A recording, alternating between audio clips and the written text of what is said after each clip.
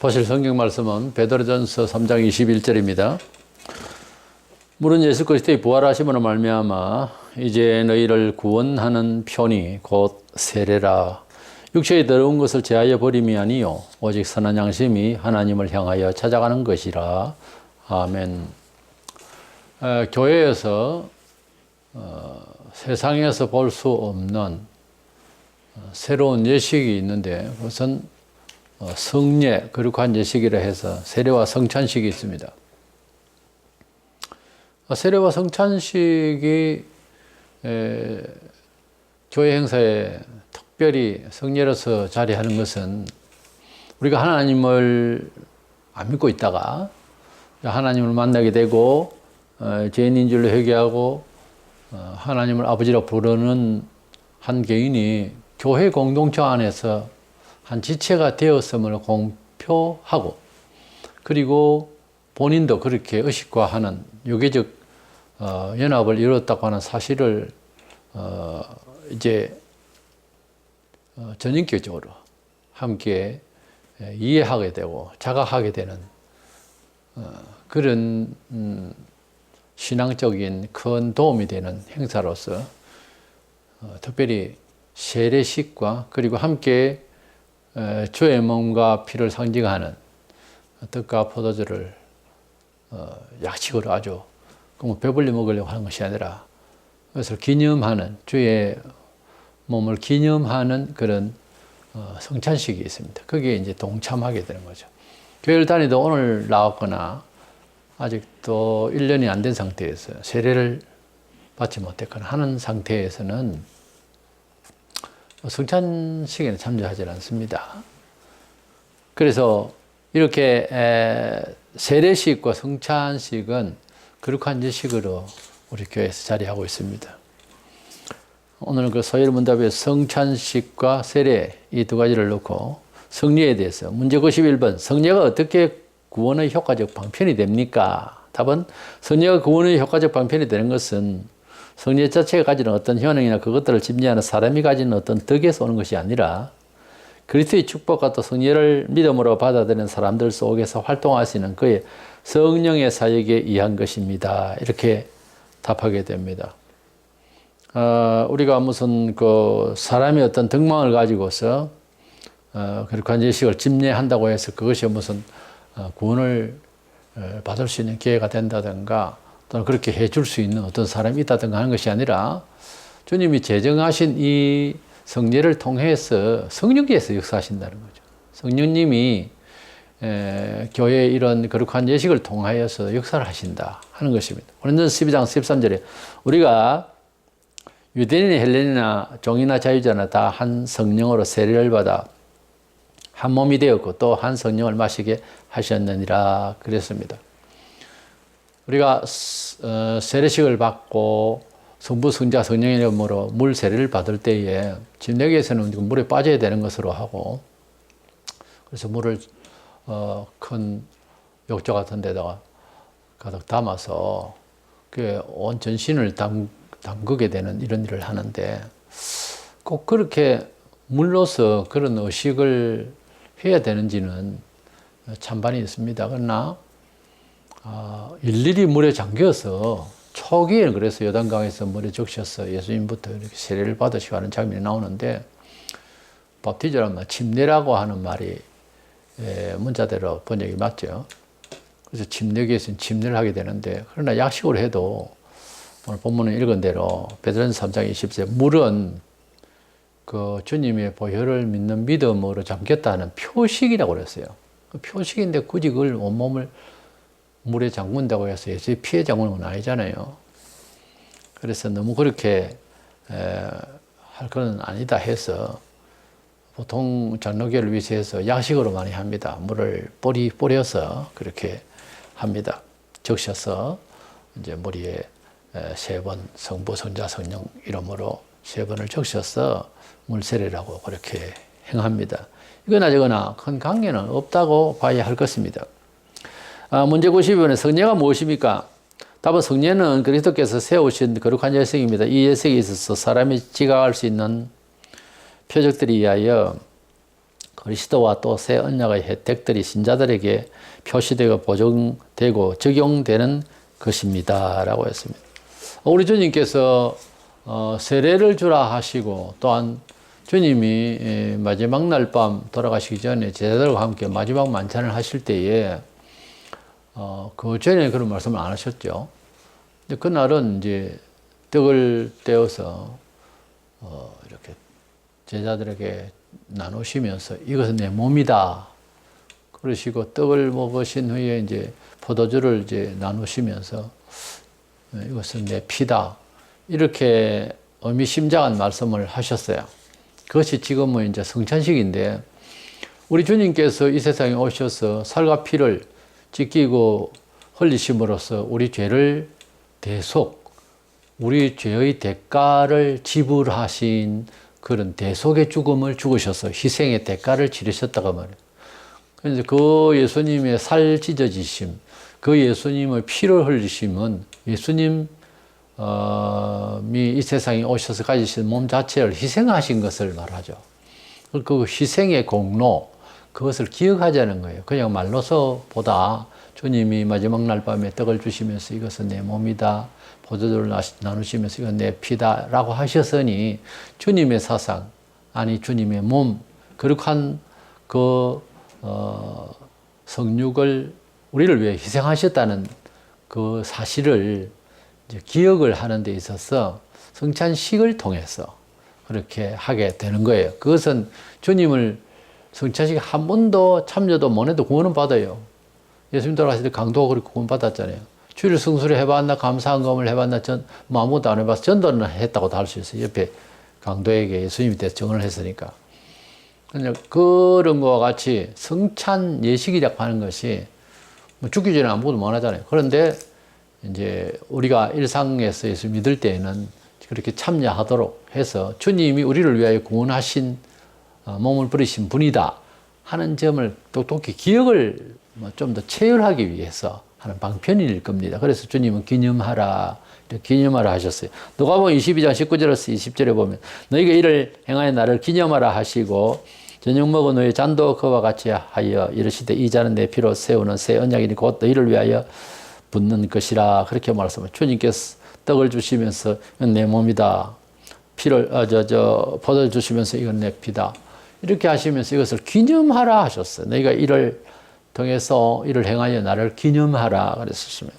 그래서 사도들은 정말 기념하라는 말씀을 기억해가지고 원전 11장 24절에 6절에 보면 나를 기념하라 하시고 하신 말씀을 기억하고 마실 때마다 나를 기념하라 하셨으니 너희가 이 떡을 먹으면 이 잔을 마실 때마다 주의 죽으심을 그가 오실 때까지 전하는 것이니라 그렇게 말하고 있습니다. 우리 주님께서 우리에게 희생하신 그 거룩한 성육을 내어주신 그 은혜를 기억을 한다고 하는 것은 관념적으로 종교 상식을 가지고 예수 믿는다는 건 좀 다른 차원이죠. 우리가 많은 이야기를 할 수 있고 많은 약속을 할 수 있고 또 감동까지 받을 수 있는데 실제 그 말 한 대로 또 감동 받은 대로 심지어 몸을 내놔라 이러면 그렇게 목숨을 내놔라 그러면은 그게 그렇게 쉽지는 않습니다. 아주 단단한 그런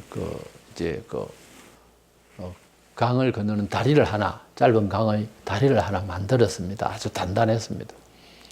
절대 부서지지 않도록 만들었는데, 근데 그 강을 넘어가는 사람이, 만든 사람이, 이 강은 자, 이렇게 단단합니다. 아주 얇게 했지만 단단한 것으로 만들었어. 그래서 이 강은 그러나 혼자 건너갈 수 있습니다. 그러나 잘하면 청소년도 함께 둘이서 갈 수가 있습니다. 100km 이상은 넘어갈 수가 있습니다. 자 보세요 하고 이제 다 넘어갔단 말입니다. 그런데 이 60km 되는 사람하고 40여 km 되는 사람하고 같이 넘어갈 때를 보았음에도 불구하고 60km 되는 사람이 자 여러분들 중에서 아기를 하나 줘보세요. 내가 안고 넘어가 보겠습니다. 이러면 못 내놓을 겁니다. 혹시 그 다리가 부서질까 봐. 지금 방금 보았는데도. 야, 그냥 굉장히 두껍게 해야 되는데 얇게 해서라도, 공간이 좁게 해서라도 좋은 다리를 만들었네. 감동을 받았단 말이에요. 보았단 말이에요. 그런데 실천을 하려면 자기가 혼자 넘어가는 것도 불안해해요. 그것이 경험과 이론의 상관관계입니다. 이론과 실제가 그렇게 달라요. 그렇게 보면은 많은 말로서 논리를 입증하는 걸 좀 줄이고요. 대략 이야기했으면 되고, 그 다음에 행동으로 가봐야 되는 거예요. 그래서 소위 임상실험이라는 게 나오잖아요. 다 논리가 맞아도 해보니까 착오가 날 수가 있습니다. 그것은 내 의지가 감당을 못해서도 그렇지만은 논리정연하게 만들어진 그런 물건이나 일이 실행을 해볼 때는 변수가 생길 수가 있거든요. 그래서 확률이라는 것도 나오게 되고, 때문에 예상치 못한 것은 어쩔 수 없지만 예상이 가능했던 일을 모를 수가 있거든요. 그것이 이제 실행하는 과정에서 나타나는 착오들이죠. 이런 것이 이제 있습니다. 예수님께서 하나님의 아들이시고 전능하시고 주님은 우리에게 온갖 걸 약속하셨어요. 물론 성부 하나님께서도 말씀하신 그대로 있지만, 그러나 신약에서 성부 하나님께서 모든 말씀과 언약을 판단을 예수께 맡기시고 이 세상을 보내셨어요. 그래서 예수님의 교훈대로 살면 틀림이 없거든요. 틀림이 없단 말이에요. 구약의 믿음을 가진 사람들이 하나님 저 백성을 치러 갈까요? 어쩔까요? 하면 하나님께서는 도저히 게임이 안 되는데도 치러 가라. 내가 너희에게 붙이겠다 하면 틀림없이 이겼어요. 그것을 한번 경험하고 난 뒤에는 지도자가 하나님 앞에 꼭 물어봤습니다. 하나님 이번에도 칠까요? 말까요? 가지 마라 하면 안 갑니다. 가라 그러면 틀림없이 이기게 하시는 하나님을 믿었어요. 그래서 우리가 기독교인들의 믿음이 좋아서 뭐 큰일도 해내고 하지만 역시 구약 시대의 그 믿음의 영웅들을 보면은 도저히 나설 수가 없는 그런 믿음을 가졌어요. 그래서 믿음이라고 하는 것은 임상적 실험이 아니에요. 이미 그렇게 되어지는 것을 눈앞에 훤히 보면서 가는 거예요. 죽어봐야 안다. 죽어봐야 천당 갈지 지옥 갈지 우리는 모른다. 이딴 식으로 말하는 것은 믿음이 아니에요. 믿음의 사람의 입으로 할 말이 아니다가 말이에요. 그렇게 할 수 있는 자가 믿음의 사람이라고는 볼 수가 없다는 거죠. 인격적인 면에서가 아니라 논리적인 면에서 그렇습니다. 원래 천국을 믿는다라고 하는 것은 가봐야 안다라고 생각하는 사람에게 주어진 것이 아니에요. 예수님이 부활을 하셨기 때문에 우리가 부활할 것이라고 믿는 것은 나중에 알아볼 일이다. 죽고 난 뒤에 예수께서 재림을 하시면 부활할지 안 할지는 그때 가봐야 안다라고 생각하고 그렇게 말한다면 예수의 부활을 현재 안 믿거나 예수님이 우리를 그렇게 부활시키러 왔다고 약속한다고 하는 말씀을 안 믿는 상태예요. 그래서 믿는다라고 하는 것은 때려치기도 믿는다는 거죠. 왜? 그것은 앞으로 되어질 일이면서도 향후 분명히 그렇게 될 일을 믿는 거예요. 그래서 믿음이라고 하는 것은 단순히 기다림이 아니고 이미 그렇게 되어지는 것을 마음으로 이미 경험한 상태. 영생은 이미 주어졌다라고 되어 있어요, 성경에. 이 차이가 대화 중에 우리 그리스도 안에서 형제가 대화 중에 소통이 안 되는 사람이 많습니다. 그게 어렴풋이 그러리 하는 것이지 그것을 확신한 사람은 삶의 모든 기능과 소유와 달란트와 모든 것들에 대해서 그렇게 믿고 있는 것이 사실적으로 마음에 있기 때문에 모든 나의 언행심사, 모든 것들을 거기에 사용토록 하는데 전심전력을 해요. 왜냐하면 이만큼 대단한 일이 없다는 것에 봉착했기 때문에 다른 거 생각 안 해요. 또 좋은 책이 있고 철학이 있거나 과학이 있겠지. 다른 별에 또 갈 수 있을까? 과학자라도 예수 믿으면 그 생각 안 해요. 안 합니다. 왜냐하면 그리스도 안에서는 모든 의문을 답을 다 내린 상태로 받아들여요. 그렇기 때문에 세상 사람들이 바라볼 때에 정말 광신도고 정말 정신 나간 사람이라고 본다면 진짜 예수 믿는 사람입니다. 그래서 성경에 예수도 그랬고 제자들도 그랬고 하나님의 말씀에 확실하게 지혜를 받아버린 사람을 미쳤다 그랬어요. 왜냐하면은 세상 사람들에게는 합리적으로 경험될 분야가 아닌 소리를 자꾸 하거든요. 그러니까 미친 사람이라 돌았나 뭐 그러죠. 왜냐하면 자기가 감지할 수 있는 영역 밖에 있는 소리를 하면은 미쳤다든지, 또 사회 공동체가 바라볼 때도 도저히 경험되지 못하고 경험될 수가 없는 것 같은, 확률이 없는 그런 이야기를 할 때에는 미쳤다든지 귀에 아예 들어오도 않은 사람이 있습니다. 자꾸 이야기해버리면 잠이 와요. 그런 이야기에 대해서는. 그만큼 사람의 지능이라는 것, 수용할 수 있는 한계 능력이 있어요. 겸손해야 됩니다, 사람이. 진리 외에 또 더 어마어마한 이야기는 없죠. 그런데 사람이 항상 배울 때에 귀를 항상 일단은 열어놔야 돼요. 무슨 얘기가 또 들어와서 나의 의지를 능가할 만한 이야기가 있을지를 열어놓은 상태가 되어야 진리가 진리같이 들릴 날이 옵니다. 이걸 꽉 막으니까 다 알았다 이거지. 근데 자기가 가지고 있는 지식의 한계가 우리 일반 역사에서도 업무라는 개구리처럼 그런 사태에 있는 사람들은요, 가령 세국 정책을 한다든지 이런 국가주의나 뭐 이런 쪽으로 가버리면은 세계 진보되고 있는 세계 역사에 동참을 못 하잖아요. 우리나라가 가령 서양 문물이나 외국의 영향을 받지 않았다면 오늘의 한국이 되어 있겠습니까? 이렇게 된 것이 잘못된 겁니까? 과연? 아니지 않습니까? 그렇게 말할 수가 없지 않습니까?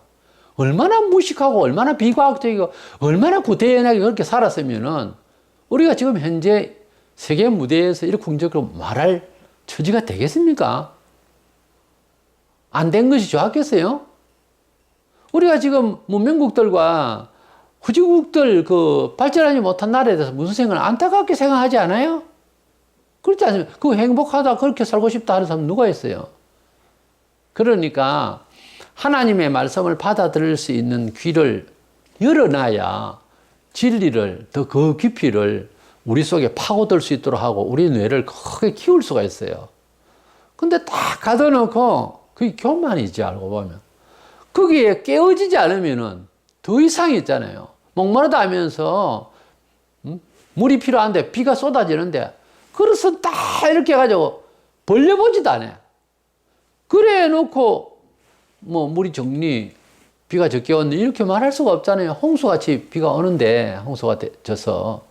그와 같이 우리가 하나님이 주실 은총과 하나님이 주실 언약에 대한 그 진실성에 대해서 내 마음이 가둬져 있으면은 평생 예수를 믿어도 경험을 별로 못하고 죽어요. 그래서 믿음의 선각자들, 믿음의 영웅들, 지금 이 동시대에 살면서 성령의 충만함을 가지고서 말할 수 없는 기쁨 속에서 신앙생활로 세상살이를 완전히 이기고 즐겁게 막 짓밟으며 살 수 있는 놀라운 영을 가진 사람들은요, 하나님께서 특별히 은혜를 주셨다 이렇게만 말할 것이 아니고 그가 하나님의 은혜를 받아들일 수 있도록 귀를 다 열어버렸다는 거예요. 귀를 다 열고 고집을 다 열어버렸어요. 그랬더니 주신 말씀에서 똑같은 메시지를 들었는데 설명할 수 없는 다른 차곡차곡 채인 놀라운 권능의 생명의 도가 내 뇌리와 의지와 창자 속에 채이는 거예요. 그래서 같은 여행을 가고 무슨 뭐 시장을 가고 어떤 사업을 구상하고 사회조직 속에서 직장생활을 하고 하는데도 굉장히 그것을 포섭할 수 있는, 그리고 포용할 수 있고 취급할 수가 있는 영역이 굉장히 커져요. 강화되고.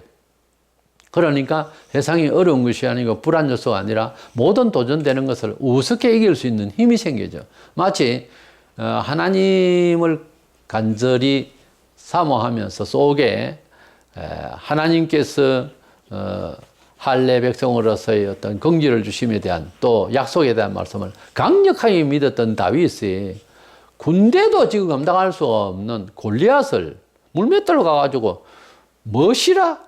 저 할례 받지 못한 저게 뭔데? 그러면서 물맷돌 돌 몇 개 가지고 바로 던져가지고 이마에 박아서 골리앗이 넘어 죽었잖아요. 다시 말해서 저걸 이겼잖아요. 단 한 사람이. 그것도 뭐 군인도 아니에요. 왜 이리 됐을까요? 믿음이 강화되면 사람이 우습게 보이는 거예요. 그 골리앗 것이 우리 세상 예수 믿어 살면서 도전되는 얼마나 많은 골리앗이 있어요. 직장의 골리앗, 사회의 골리앗, 국가의 골리앗, 이웃의 골리앗. 골리앗 쪼무레기들도 많고, 그런데 골리앗은 뭐 차지하더라도 골리앗 쪼무레기도 겁이 나가지고 신앙으로 뭐 기도한다고 주여 귀신아 나가라 뭐라 하면서 감을 지르고 난리를 치는데, 얼마나 믿음이 없었으면 고래고래 감을 지르는지. 그러나 믿음이 강화되어 있는 사람은 골리앗 자체를 이겼지 아닙니까? 왜 그럴까요? 이것은 그 사람에게 특별하면서 성품하고는 아무 관계도 없어요. 믿음이 없다가 믿음이 생기면 이스라엘 백성들이 은총을 받고요. 믿음이 있다가 믿음이 없어지면 아무것도 아닌 일에도 게임이 져요. 그 일이 지금도 계속되고 있다니까요.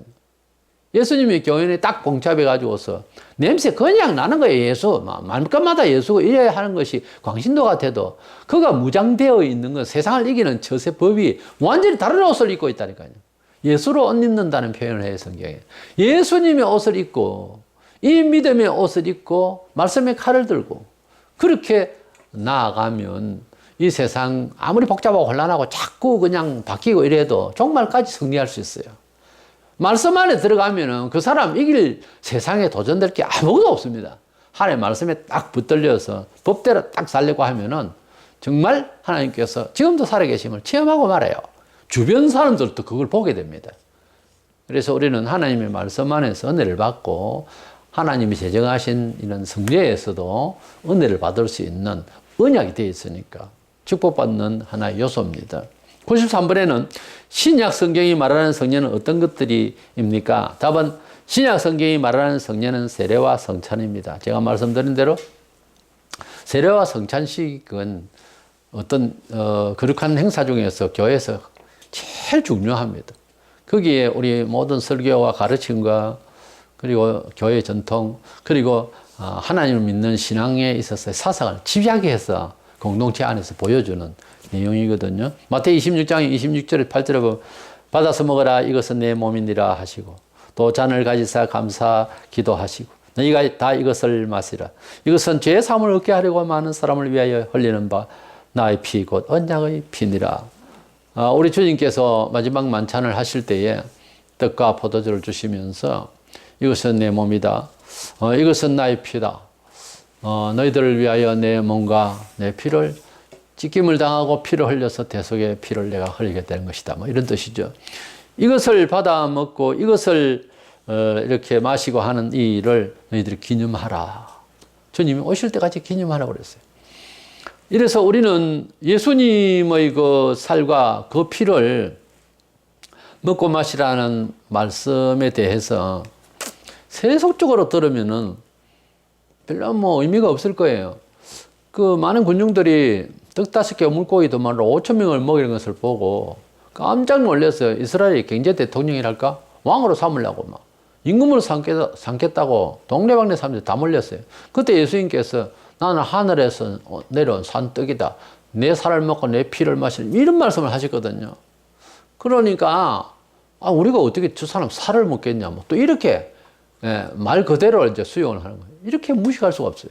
우리가 꼭 문학을 안 하고 시를 안 해도 일상에서 생활에서 비유로 말하는 게 많이 있잖아요. 은유법을 쓰기도 하고. 그 말을 그렇게 못 알아듣고 저거 우리에게 살을 주겠냐? 우리를 식인 적은 아냐 이거지. 어떻게 말을 그렇게 알아들을까요? 덩신도 아니고 웬만한 기가 있으면 뭔 말인지를 몰라요. 그래서 우리가 뭐 그런 표현을 많이 하잖아요. 속이 다 탔다고 자식 키우면서 속이 다 타고 속이 타면 죽을게요. 그만큼 애를 먹었다는 거죠. 그리고 우리가 뭐 표현들이 많잖아요. 은유법, 직유법 다 쓰잖아요. 이래서 우리 주님은 내 몸으로 생각하고 내 피로 생각하고 먹고 마실 때마다 기념하면서 날 기억해라. 그렇게 말씀하셨어요. 우리가 설교를 통해서 은혜 받고 생활을 통해서 우리 주님을 사랑하는 표현이 있고 하지만 교회 공동체가 한 지체를 이룬다는 뜻에서 한 식탁에서 같이 먹고 마시는 것. 우리가 또 사람과 교제 속에서도 식사를 같이 하고 하는 것은 여러 말보다 눈치껏 사람을 살필 필요도 없고 식사하면서 정이 들고 또 솔직해지고 또 연약함도 보이면 또 서로 돕고 싶고 이런 정이 오갈 수가 있어요. 식사가 아주 사람 교제하는데 중요한 역할을 합니다. 어디서 밥을 먹느냐도 참 중요하지만은 그런 말이 있어요. 누가 그러던데 어려운 사이는 비싼 음식을 먹고요. 아주 편한 사이는 뭐 시락국도 먹고 된장찌개도 먹을 수 있다. 그런 말을 해요. 그렇죠. 실제 보면 많이 지나면 뭐 국수도 같이 한 그릇 할 수 있고. 그 왜 그러냐면 그만큼 소통이 잘 이루어진다는 거죠. 식사 문화를 통해서 이제 그렇게 보이는 거죠. 그리스도인의 소통은 뭡니까? 높고 낮음이 없이 같은 떡과 포도주를 나눌 때에 의미적으로 먹는 거죠. 배불리 먹으려 하는 것이 아니고, 우리가 그리스도 안에서의 한 사상자요, 한 피를 이룬 주님의 한 몸과 살을 먹고 마시게 된, 영생을 같이 소유하게 된 한 형제와 영원한 주님이 말씀하신 대로 형제의 부모요, 우리 한 혈속이 되는 그런 내용을 이제 공표하고, 그러니까 그런 상징적인 성례를 통해서 우리에게 주님이 한 몸이 됨을, 지체됨을 그렇게 의식화시키는 행사예요. 이래서 성찬 세례식은 참 우리에게 귀한 교회 공동체의 예식입니다. 우리 주님은 그래서 마태이 28장 19절에서 20절에 지상 명령을 주셨는데, 그러므로 너희는 가서 모든 족속으로 제자를 삼아 아버지와 아들과 성령의 이름으로 세례를 주고 내가 너에게 분부한 모든 것을 가르쳐 지키게 하라. 볼지어다 내가 세상 끝날까지 너희와 항상 함께 있으리라 하시니라. 제자들을 삼아서 세례를 주라 그랬어요. 물론 뭐 세례를 주라 하니까 예수 믿는다 하는 사람에게 오늘 세례 주고 내일 매일 그렇게 하라는 것이 아니고, 세례를 또 아무렇게나 행사하면 안 돼요. 세례는 예수님의 대속을 믿고 내가 죄 사함을 받는다라고 하는 표식으로 세례식을 하는데, 그 식을 받기 전에 그 사람 마음이 회개가 되어져야 돼요. 오직 예수 그리스도만이 나의 구주다. 또 하나님만 참 신이시다. 예수님은 부활하셨고 성천 재림하실 것이다. 이런 내용들이 다 함께 믿어지고 있는 상태에서 세례를 받아야지, 종교 의식을 해가지고서 세례만 받아놓으면 천당은 뭐 안 가겠느냐, 뭐 이런 식으로 받는다든지 하면 안 되는 거예요. 한국교회의 문제점이 어디 있느냐, 여러 가지 설명들이 되는데 어떻게 보면 복잡할 것도 없어요. 세례를 함부로 줘서 그래요. 세례를 함부로 주니까 믿음이 불분명한 사람에게 세례를 주고, 또 그러다 보니까 세례 받았답시고 또 얼마 안 가서 집사되고 이런 식으로 날림을 하니까 나중에 목사마저도 그런 식으로 되다 보니까 교회가 두려움이 없는 거예요. 정말 세례를 받았다라면 정말 주님이 요구하시는 뜻, 보편 진리 앞에는 모두가 무릎을 꿇게 되어 있어요. 높고 낮음도 없어요. 그 뭐 총회장이라고 괜찮고 그런 거 없어요. 모두가 똑같이 낮아져야 돼요. 주님이 책망할 때는. 근데 이 세례를 마음대로 받고 지푸를 마음대로 주고받고 하다 보니까 이게 금방이 안에 속에서 죄성이 나중에 그냥 감투 쓰고 헛소리를 하는 거예요. 그래서 성례 참여는 굉장히 엄중해야 됩니다. 성찬 예식에 참여하는데도 성경에 있는 대로 헌법을 조직화할 때에 죄를 짓고 군직을 받고 사회에 누를 끼치고 무슨 교회 공동체에서 사고를 치고 이러면 성찬 예식에 참여 못하도록 합니다. 한동안은. 근데 그런 것이 실행이 안 되고 있어요, 지금.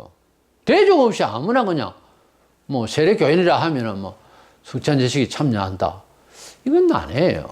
성찬 예식에 참여하기 전 일주일 전에 공표를 하고, 그리고 도저히 뭐 내가 사기를 치고 죄를 짓고 잘못하고 있다라면 이번에는 성찬 예식에 참여할 만큼 주님의 걸어가신 몸과 피를 먹고 마시는 행사에는 참여하기가 너무 부끄럽다 싶으면 회개하고 있어야 됩니다. 못하는 거예요, 그때는.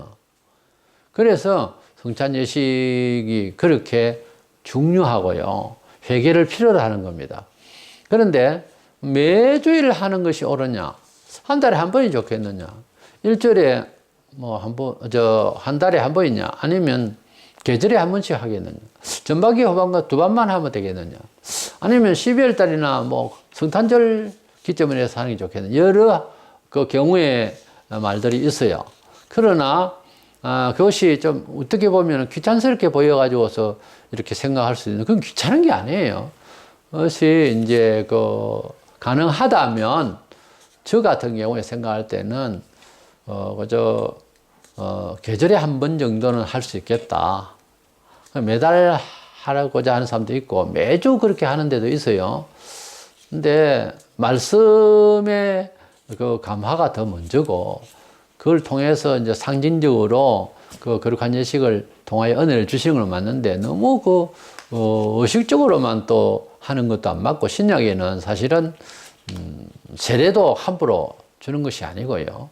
그래서 우리가 성찬식과 예식, 세례식은 제가 볼 때에는 계절에 한 번이나 아니면은 전반 후반 1년에 한 2번 해도 충분히 잘 전달되리라고 저는 그렇게 생각을 하고 있습니다. 아무쪼록 성찬 예식이 주는 이 성례는 우리에게 우리 믿음의 사상, 우리가 믿고 있는 성경적 지식과 그에 따르는 자기 신앙에 대한 고백에 있어서 공동체가 세상 사람들과 함께 떡을 나누는 잔치가 아닙니다.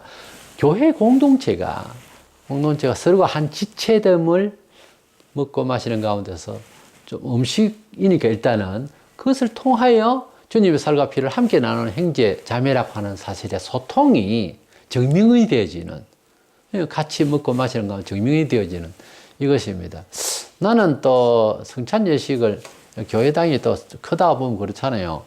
쭉 목사하고 앞을만 보는데 이건 조금 좀 실행하기 어렵습니다만은 제자들은 이렇게 둘러 앉아서 식사하잖아요. 식사할 때 이렇게 둘러서 앉아서 이렇게 가족이 하듯이 그 반별로 이렇게 앉든지 서로 둘러보고 서로 이렇게 마주 보면서 말하자면 고개를 돌리거나 하여튼 의자로 되어 있어 문화 그랬는데 제 말뜻은 그렇습니다. 이것을 그리스도 안에서의 한 형제 자매됨의 지체됨에 대한 의식화이기도 하고요. 주님을 기리는 기념이기도 하지만은 그것도 함께 동원되기 때문에 서로 마주보면서 먹여줄 수 있는 사이가 그것도 괜찮겠고요. 하여튼 이렇게 마시면서 서로 보면서 우리 음식 먹을 때 돌아서 가지고 등 뒤에서 먹고 마시는 건 아니잖아요. 그거는 원수끼리는 할 일이지. 서로 이제 보면서 먹고 마시는 이런 분위기가 난 필요하다고 보는 사람이에요. 그래야 이게 성찬 예식이 주는 의미가 예수님이 제자들에게 하신 그 내용을 그대로 재현하는 건 아닐까 이런 생각이 드네요. 어쨌든 성례에 잘 참여하고 참여하기에 적합한 사람으로 살고 이래 해서 이 거룩한 예식에 참여함으로써 은총을 받는 저와 여러분 되시기를 축원합니다.